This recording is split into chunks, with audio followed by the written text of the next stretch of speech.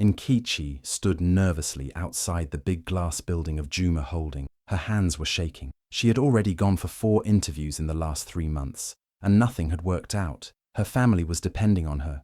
Her mother was sick at home, and her younger brother hadn't eaten properly in days. Nkechi had no choice. She needed this job. When she finally entered the office for the interview, she spoke clearly, answered all the questions with confidence, and did her best. She had studied hard and knew her field well. The interviewers were impressed, but the CEO, Juma, kept looking at her in a strange way. It made her feel uncomfortable, but she tried to ignore it. She was focused on getting the job and helping her family survive. The next day, she received a call. She had been hired. Nkechi was overjoyed. She screamed with happiness and hugged her mother. Finally, things were starting to look up. She was ready to work hard, prove herself, and build a better future. But what she didn't know was that Juma, the CEO, had not hired her just because of her skills. He had other things in mind. Hidden behind his smile and fancy office was a plan she didn't expect. Nkechi thought she had finally caught a break in life, but she didn't know that this new beginning was the start of a storm that would test everything: her strength, her dignity, and her dreams. At first, everything at the job seemed normal. Nkechi worked hard and did her best. She came early, stayed late, and always gave her full effort. Juma, the CEO, would often praise her work. He would say things like, "You're smart," or "You're the best employee I've seen in a long time." At first, she felt proud. She thought he was just being kind and professional. But slowly, things began to change. Juma started looking at her differently. His eyes stayed on her longer than they should. When he called her into his office, he smiled in a way that made her feel uncomfortable. Then the late-night messages started. He would text her around midnight, asking if she was awake. At first, she replied politely, trying to stay respectful. But the messages didn't stop. In fact, they got bolder. One night, he sent a message that shocked her.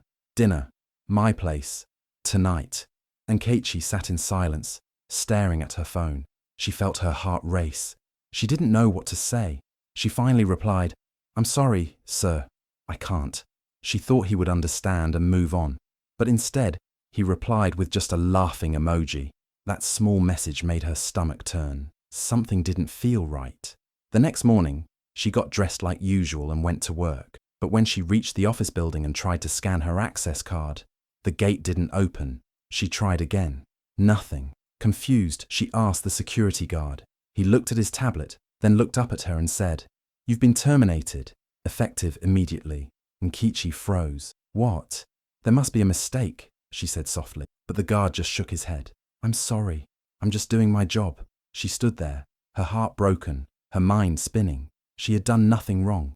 She had worked so hard, respected everyone, and still got treated like this, just because she said no. As she turned and slowly walked away from the building, she realized something painful. Juma had never cared about her skills. He wanted control, and when he couldn't get what he wanted, he threw her away like she was nothing. It felt like the world was crashing down. Her only source of income was gone, and worst of all, it wasn't because she failed. It was because she stood her ground. Nkechi couldn't believe what had just happened. She stood outside the office building, still in shock. She tried calling the company line, hoping someone would explain. No one picked up. She went home, gathered her documents, and returned the next day to speak to the HR department. When she asked to see someone, the receptionist looked at her with a cold face and said, "You're no longer with us. There's nothing we can do." Nkechi begged, "Please, just hear me out. I need to explain what happened." But they didn't care. No one wanted to listen. She sent emails. She waited hours at the reception. She even asked to meet a manager, but everyone acted like she didn't exist. It was like Juma had erased her name from the system. Later that week, she tried applying to other companies under the same group, but none called her back. A friend who worked in one of the sister companies told her in secret, "Juma put your name on a list. No one's allowed to hire you." Nkechi felt her world crumble again. She had worked so hard to get that job. Now, because she said no to one dinner, she had nothing. With no money for transport, she walked home in the rain. Her clothes were soaked, her shoes were falling apart. Her handbag, filled with job documents, was wet and ruined. She kept walking, step by step, as cars splashed water past her. People stared but said nothing. She reached home hours later, cold, tired, and heartbroken. That night, her younger brother, who was just 10 years old, sat beside her as she dried her clothes by the fire. He looked up at her and asked quietly, "Did you get paid this month? I want to buy bread for Mummy." Nkechi froze. Her throat tightened. She forced a small smile and said, "Yes, I did. I'll get it tomorrow." But deep inside, she knew she was lying. She didn't even have enough money for transport the next day, let alone food. When everyone went to bed, Nkechi sat alone in the dark. Tears ran down her cheeks, but she didn't make a sound. She didn't want her mother or brother to hear her cry. She felt ashamed, humiliated, not because she lost her job, but because the world didn't protect her, because someone powerful had hurt her, and no one cared. But even in that pain, somewhere deep inside, a small voice whispered, "This is not the end." 2 weeks had passed since Nkechi lost her job. Life was getting harder each day. Her mother's medicine was finished. There was barely any food at home. She was too ashamed to tell anyone what really happened. Her friend Imani, who worked part-time at events, asked her to come along to a big tech investment summit. "You won't have to speak much," Imani said. "Just help pass drinks and look nice." Nkechi agreed. She didn't have money, but Imani gave her a black dress and some high heels to borrow. The heels were too tight, and her feet hurt, but she kept standing. The event was filled with rich, important people. Men in suits, women in glittering dresses. Everyone looked powerful and successful. Nkechi tried to stay in a quiet corner and avoid attention. Her eyes were red, not from makeup, but from crying the night before. She felt like she didn't belong there. Still, she smiled and passed out glasses of juice. Then, everything changed. The doors opened, and a tall man walked in. The whole room suddenly got quiet. Even the important people started whispering. "That's Simba Madu," someone said. "The billionaire investor from abroad." He was wearing a dark, simple suit, but there was something powerful about him. Calm, serious, and confident. The watch on his wrist alone looked more expensive than a house. Nobody had seen him at public events in years. But now, here he was. Simba looked around slowly. Then his eyes landed on Nkechi. She looked away quickly, thinking it was just a mistake. But then she looked back, and he was still staring at her. He began walking straight toward her, ignoring everyone else. Nkechi's hands started to shake. She thought maybe she was standing in the wrong place or did something wrong. But Simba stopped right in front of her. His voice was deep but gentle. "You," he said softly. "Why do I feel like I know you?" Nkechi froze. Her heart started beating fast. She had never met this man before. Why would a billionaire notice her? People around started watching. Some looked confused. Others were whispering. She didn't know what to say. She just looked at him, shocked. This was a man who could buy 10 companies in one day. And yet, he was talking to her like she mattered. That moment didn't make sense to her. But what she didn't know was, it was the beginning of a storm that would turn her whole life around. Nkechi stood there frozen. She couldn't understand why this powerful billionaire was talking to her. Her hands were shaking, and her lips could barely move. When Simba said he felt like he knew her, she gave a nervous laugh and looked down. She didn't want to embarrass herself, but Simba was patient. He smiled and gently asked, "Do you work in tech?" His voice was calm, not proud or loud like the rich people she'd heard before. Nkechi took a deep breath and replied quietly, "I used to, but I got fired." It hurt to say the words out loud, but she told the truth. She didn't go into details. She didn't mention Juma or the pain behind the firing, just those few words. Simba looked at her carefully. Then, instead of reacting with pity or surprise, he smiled again, like he already understood more than she said. "You know," he said, "I don't usually come to events like this. I stay away from all this noise. But something told me I needed to be here tonight." His eyes were still on her. There was something genuine in his voice. Nkechi didn't know what to say. She felt like she was dreaming. Maybe she was imagining everything. This kind of thing didn't happen to girls like her. She had just come to help her friends serve drinks. She wasn't dressed fancy. She didn't have a job or a big name. Yet here she was, holding an empty tray. And a billionaire was talking to her, like she mattered. Then Simba did something that shocked her even more. He reached into his jacket pocket and pulled out a card. A clean, simple business card with his name and number on it. He handed it to her and said, "If you ever want to talk, reach out." She looked down at the card, then up at him, speechless. What Nkechi didn't know at that moment was something life-changing. The company that fired her Juma Holdings was in the middle of being acquired by Simba's firm. Papers had been signed, final meetings were coming up, and Simba was the man who would soon own everything Juma thought he controlled. To Nkechi, this was just a strange, unexpected moment with a kind stranger. But fate had something much bigger planned. That one meeting, that simple card, would be the door to something she never saw coming. Not just justice, but a total turn of her life story. The next morning, the air inside the Juma Holdings boardroom was thick with tension. Everyone in the room was dressed in suits, holding files, pretending to be confident, but none of them knew what was about to happen. Simba's company was officially finalizing the takeover of Juma Holding. All the papers were signed, but the final meeting had to happen face to face. Juma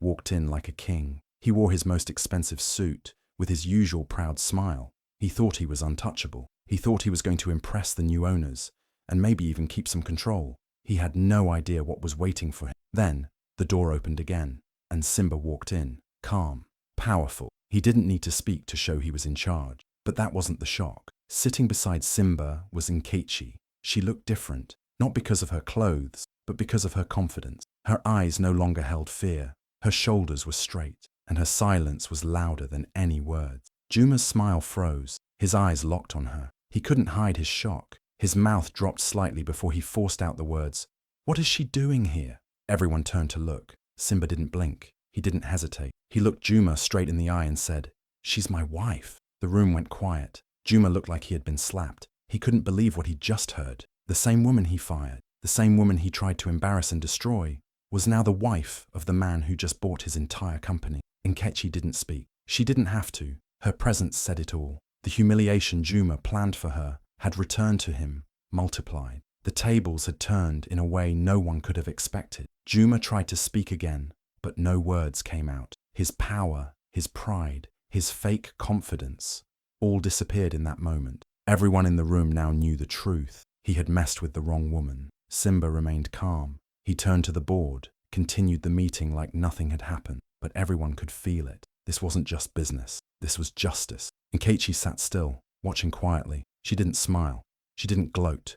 She just sat, strong and silent, next to the man who believed in her. It was the moment she got everything back. Not just a job, but her dignity, her power, and her voice.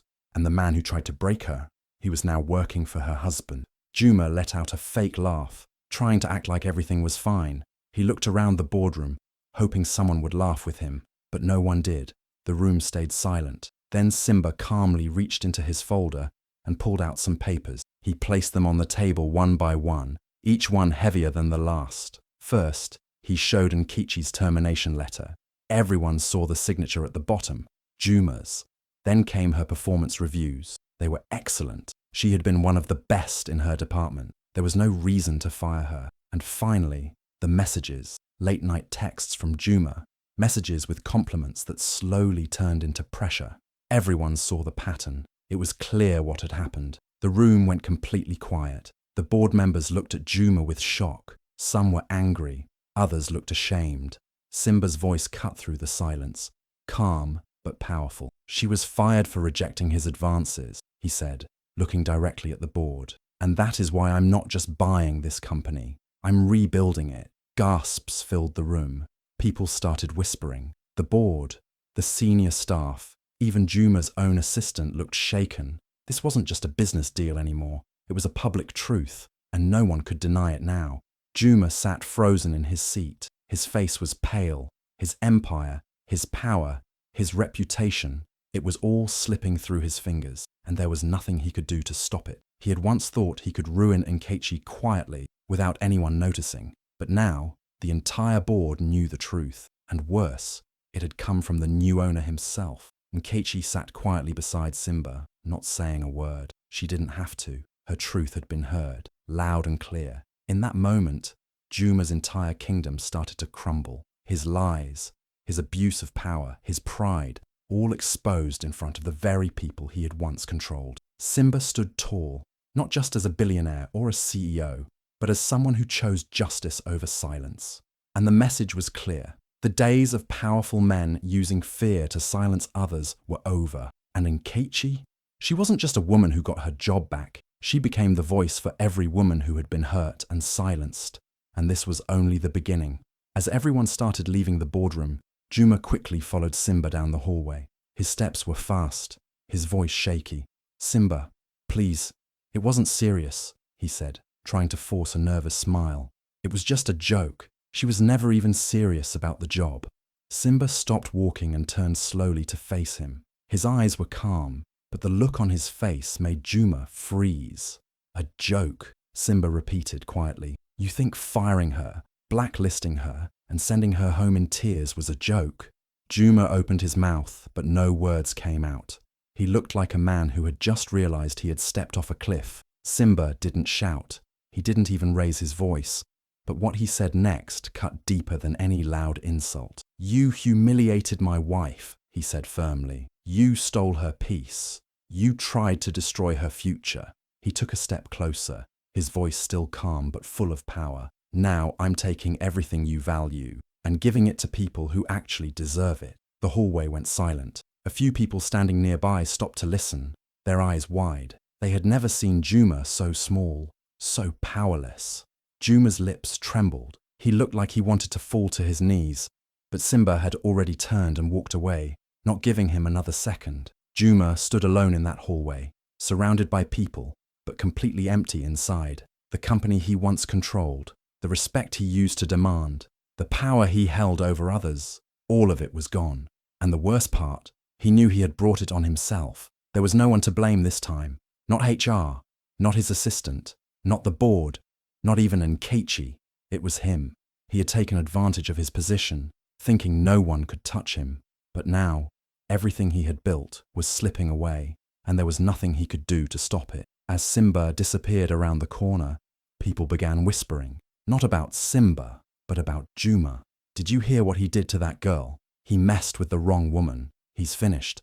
The same halls where people once feared him now echoed with shame. Juma had tried to beg, but it was too late, way too late. 3 months had passed, and enkay sat quietly in her new office, a big, beautiful corner office with tall windows and a shiny desk. Her name was on the door now, but not just her name.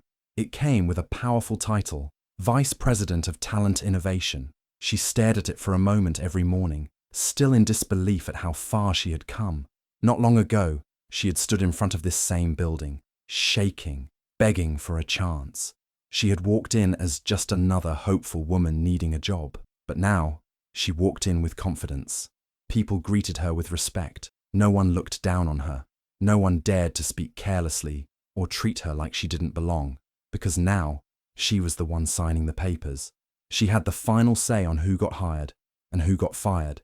She remembered how it felt to be humiliated, to be thrown out without explanation, to go home in the rain with her dreams crushed. And she remembered every tear she cried that night when her little brother asked if she had been paid. That pain was still in her heart, but now it was fuel to make sure no one else would suffer the same way she did. One afternoon, a young woman from accounting knocked on her door, nervously holding a file. Her hands were shaking. Her eyes looked like enkay's once did, afraid and unsure. She sat down and shared her story. It was almost the same. Unwanted messages from a superior, late-night calls, threats when she said no. Enkay didn't just listen, she acted. She called HR, involved the legal team, and made sure the woman was protected. No more silence, no more fear. And just like that, word started spreading. Other women began to come forward. They felt safe now, because they knew someone at the top finally understood them. Someone who had walked their path, someone who had been there, broken and bruised, and still rose. Enkay made a quiet promise to herself that day. As long as she sat in this chair, no one would feel powerless again. She had the power now, not just to build her own life, but to change the lives of others too. The girl who once begged at the door was now holding the key, and this time, the door was wide open for everyone who deserved a real chance. Juma disappeared from the public eye, like a shadow fading at sunset. One moment he was the big man in charge, feared and respected. The next he was gone, his name quietly removed from the building he once ruled. No one missed him. No one asked where he went. His empire had crumbled piece by piece, and no one was rushing to save him. But while he vanished, Nkechi's story exploded. It started with whispers, then a blog post, then videos, then headlines. People couldn't believe it.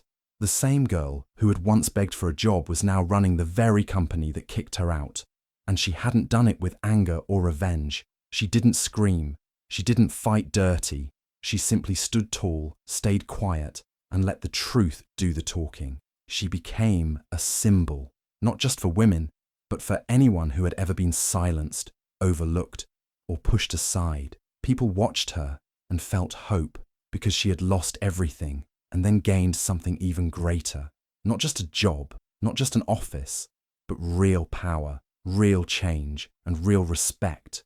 The photo of her standing next to Simba, calm, confident, and unbothered, went everywhere. It was more than just a picture. It was proof that dignity wins, that truth wins, that no matter how dark things get, the light always finds a way through. Juma had tried to destroy her. He used his power to push her down. But in the end, his cruelty became the reason people started looking closer. His mistake became her turning point. And now, the woman he tried to silence had become the queen of everything he once owned. People said fate did her justice. But it was more than fate. It was her strength, her patience, and one powerful man who believed in her story. Because Simba didn't just give her a new title, he gave her back her voice. And with that voice, Nkechi made sure no one would ever be treated like she was again. She didn't just survive the storm, she became the storm. The girl he fired for saying no. She now signed every paper with his old pen, under a plaque that bore her name. She didn't need revenge. She got something bigger, victory. If Nkechi's story inspired you, don't scroll without sharing it. Let the world know that silence doesn't mean weakness and kindness is not foolishness. Tag a woman who needs to hear this, like if you believe in justice. Share to remind someone no one can stop what's meant for you.